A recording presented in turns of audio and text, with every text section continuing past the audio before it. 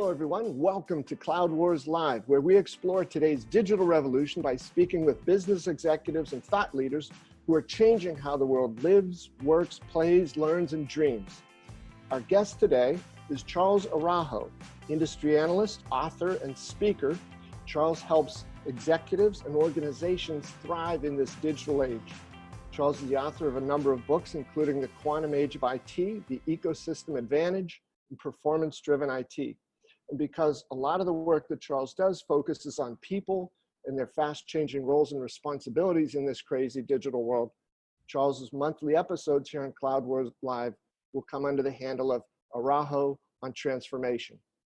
Charlie, welcome. It's a pleasure to have you here on Cloud Wars Live. Thanks for joining us. Thanks for having me. I'm very excited about the opportunity to have these kind of continuous ongoing chats, because this is just meaty stuff and you can never get to it in these little sound bites. So this is going to be great. Excellent. Excellent. Well, Charlie, since it's your first episode here, tell everybody a little bit about what's top of mind for you and the sort of work that you're doing and how that ties into this whole notion of transformation.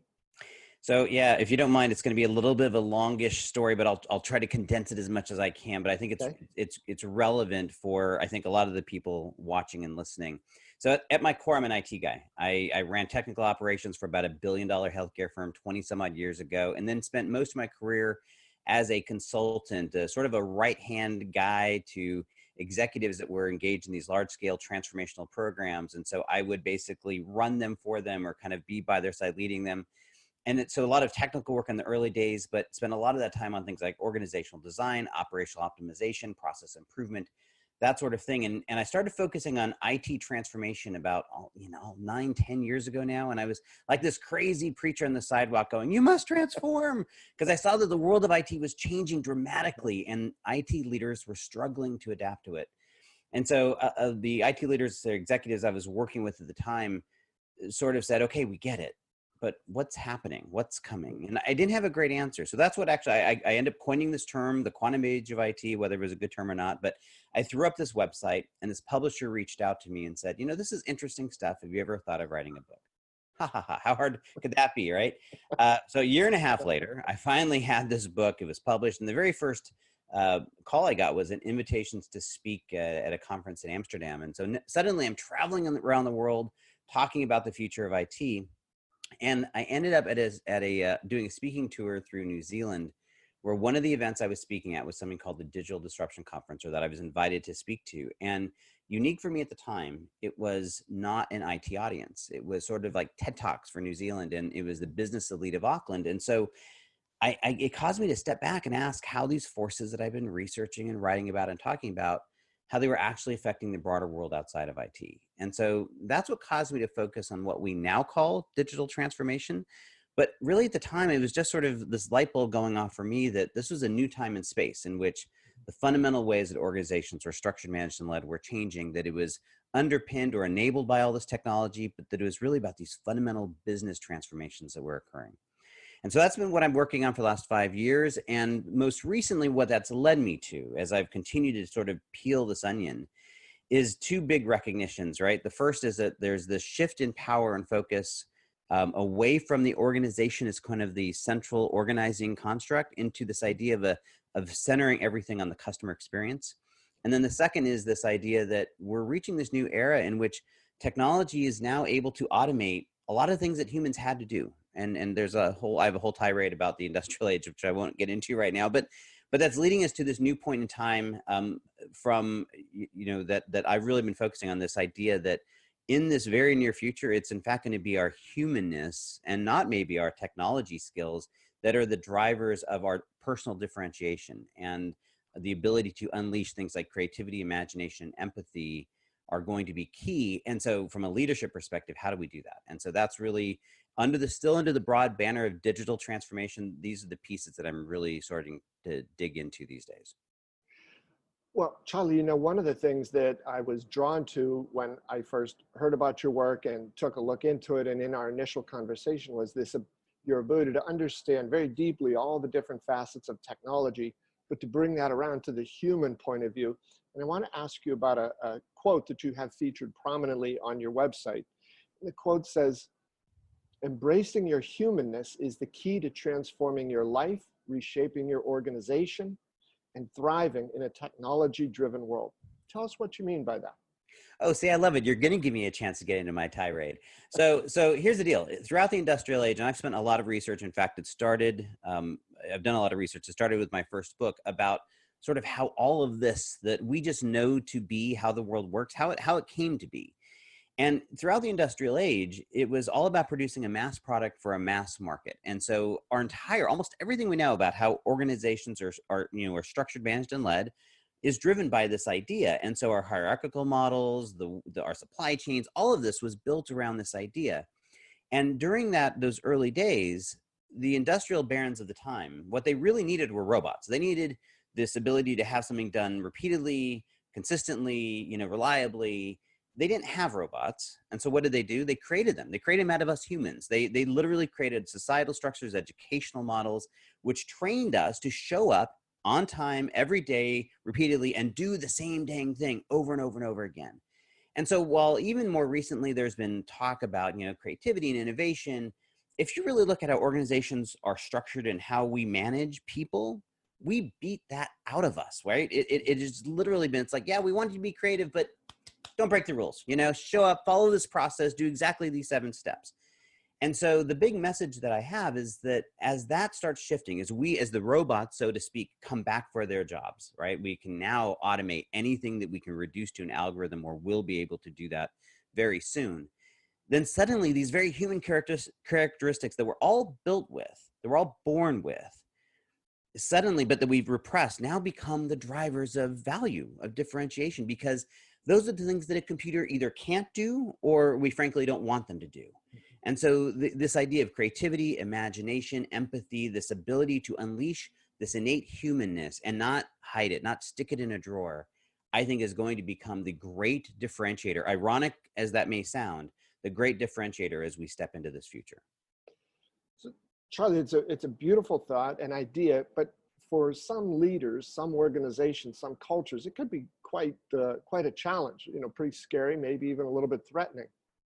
What do leaders have to do to make that vision come alive?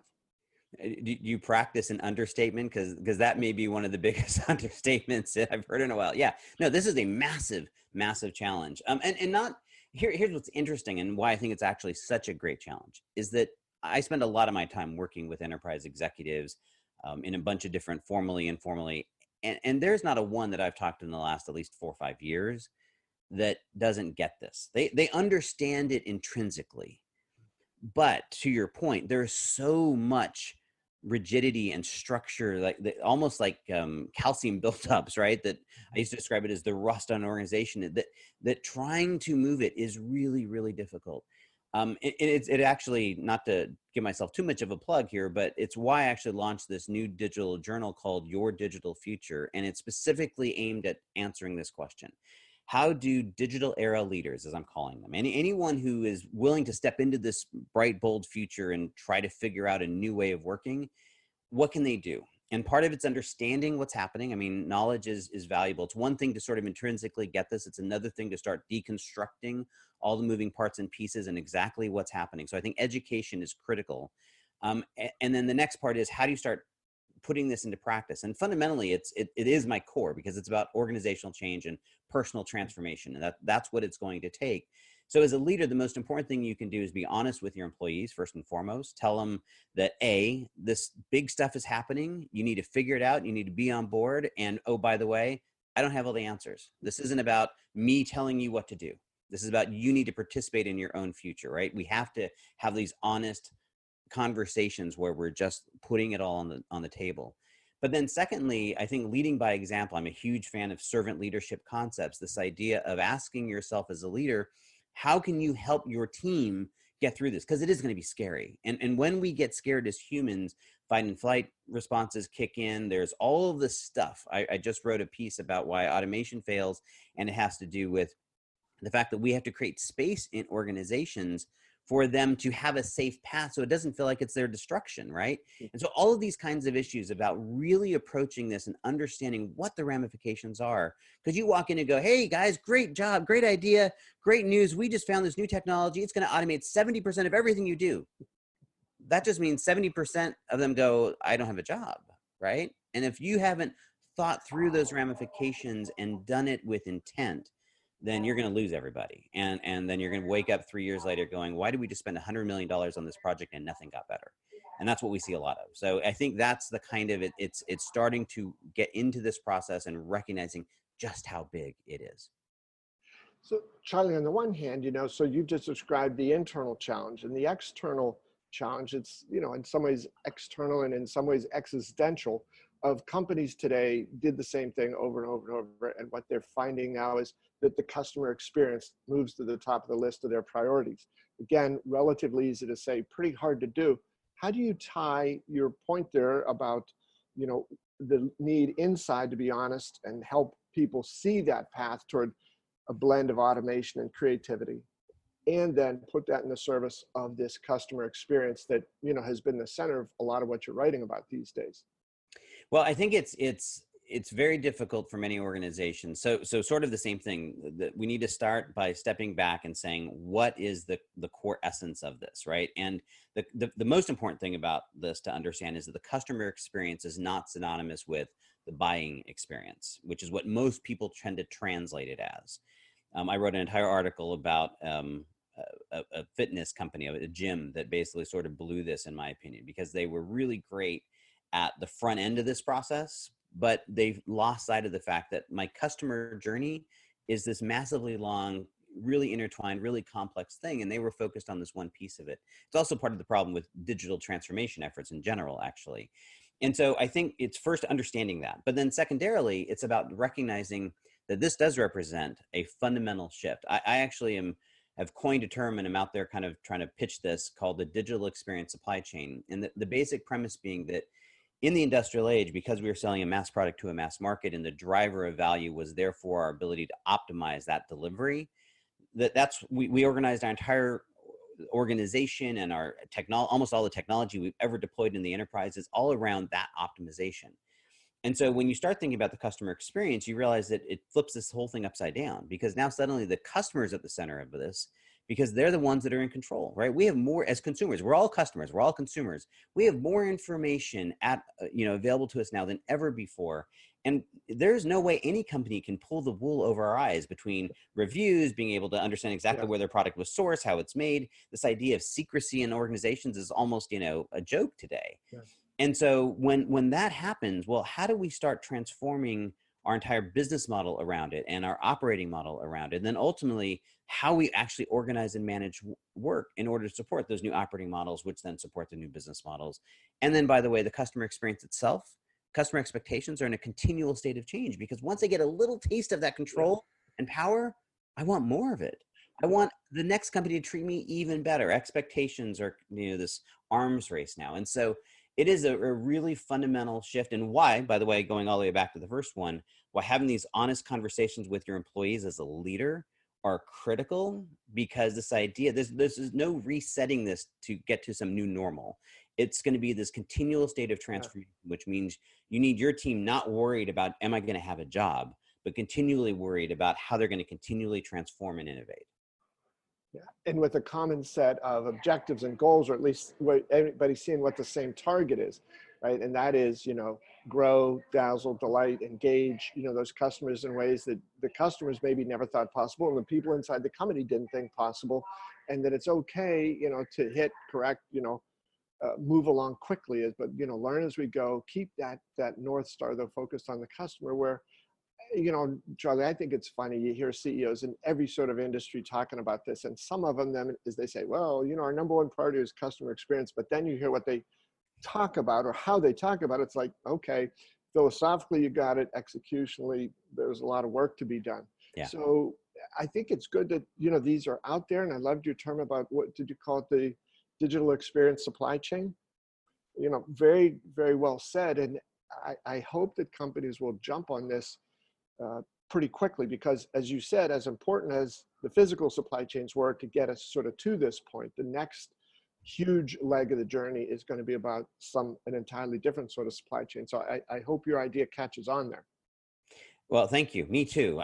But and really what I hope is that people sort of get the kind of underlying concept. And if I can boil it down, it's that A, the customer is at the center of everything. And by the way, I should caveat this, what makes it even harder, this isn't a revolution where we're throwing out the old. This is an evolution, because the price of admission is still that you have all of the industrial age stuff nailed, right? I mean, I use Amazon and Walmart as an example, right? Walmart was the industrial age masterpiece, right? They built the world's most amazing supply chain, and they should have been unassailable. But what Amazon has brought to the table is this transformation of the customer experience. But what you don't want to lose sight of in that conversation is that doesn't mean they didn't have a world-class supply chain. They do. They absolutely do. In fact, their ability to execute against, because that's the other thing I think that people miss, is that when you start talking about the customer experience, because it becomes so central and so necessary, you have to execute, and you have to execute flawlessly. So, I consult with, or advise, I guess I should say, a lot of technology companies, and some of them that have been from the process management space, kind of the historical domain of Lean and Six Sigma.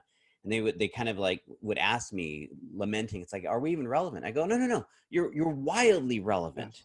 Because this is so critical. There's zero gap for failing on this, but we have to couch it in the terms of, it's not about driving optimization as our first order value. Mm-hmm. It's now about driving a differentiated and sustainable customer experience as first order value, and then optimizing becomes the secondary value. And that's the shift that I think, to your point, a lot of organizations are going to really struggle with, because that's not how the large industrial age enterprise was organized. And so that's the shift that's going to happen. And Sean, one last point on that, I think also, as you've mentioned, and it's so vital, I think, for executives and organizations to understand, is when they optimize for that experience, what they have to do is optimize it with a sense of humility and flexibility, because once you sort of get to that, the customer's impressions are going to change, and they could very likely say, well, that was great, but I also want this and I want that, and I want to be able to pick and choose. And, I don't think either of us in our personal lives, or lots of other people, sit back and say, well, I'd really like to do that, but that would be difficult for the company I buy from to do. So I won't pursue what I really want. I mean, so all of those things. And as you said, it is not a fixed goal. It's not an end of journey. It's a constant exploration. And that ability to be tied in intimately with what people want, what they think, where the customers are headed. Without that, the greatest automation and optimization in the world isn't going to help. Well, and what's fascinating about that is I actually just have had two personal experiences around this that I kind of illuminate, because I think people think about this and the first place they go is, well, how do I create this cool new, website or a new app to transform the experience? And it doesn't actually have to be that complicated. And in fact, in most cases, it doesn't even have to be customer facing in the way we might think about it. It has more to do with policy and how that policy gets instantiated into the employee facing systems, right? From both the process and structural model. Couple of good examples, right? I'm gonna name brands, and if that's a problem, you let me know. But we bought these chairs through West Elm, and we loved them. They're really cool chairs. And going to my first point about execution, we ordered 6 chairs, not inexpensive by any stretch. And they said it was going to take 4 months because they were made somewhere offshore and sent in. And like that, to their credit, upfront told us, like, okay, fine, we're waiting. 4 months passes and they show up and they bring 2 of the chairs in the wrong color. And it's like, are you kidding me? So you couldn't execute on this. You made us wait 4 months and you couldn't nail it. Now, bad enough, but mistakes happen, right? I've been around long enough to know that mistakes happen. We get on, first of all, the guy who's delivering it has zero visibility, has no idea. So he, got no way to engage with us. So then we have to get on the phone and call. My wife is calling these people, and their people are not empowered to do squat except give us like a little $50 gift card or something, right? So no empowerment. And then the process is no way to expedite. So now we have to wait another 3 months for the replacement. And by the way, the replacement, one of those chairs was the wrong color. So they failed to execute a second time, right? And the issue is, it's a discontinuity in their underlying systems, right? All they had to do is execute on this and then find a way to elevate once they've screwed up. And that's where they fail. Now, another example, my wife ordered a very expensive flower set from this company, and I would name them positively, except I don't know their name. And they came and the flowers were very lackluster, and she was very disappointed. And so she called and sent them a picture, and on the spot, that agent refunded or gave us a credit for the entire amount. And what could have been a horribly bad experience into an extremely positive one. And that had nothing to do other than the fact that she was empowered to literally refund that entire sale instantly. Mm-hmm. And it created this whole environment where it's like they got the benefit of the doubt. And what that tells me is that company understands is lifetime value of that customer journey, right? Because I'm now here, and I'm going to give you for the show notes their company because they should get the plug on this, right? Telling that story positively. Yeah. And I think this is where organizations really sort of miss this, and why it's going to be so hard, because this isn't just about some new technology. It's about reordering the way you do business. Well, on that not so subtle note there, Charlie, that sounds like a great place. I think you're off to a terrific start here with Araujo on transformation with Cloud Wars Live. Thanks a million, Charlie. It's a great introduction, good first sort of table setter, lots of interesting themes and ideas that we'll dig into on future episodes. So thanks a million for being with us. Oh, thanks for having me. I'm looking forward to this. All right, and thanks to all of you folks out there for being with us here at Cloud Wars Live in the debut interview here with Charlie Araujo, who is industry analyst, author, speaker, and he'll be back again next month to talk about Araujo on transformation. Thanks for being with us.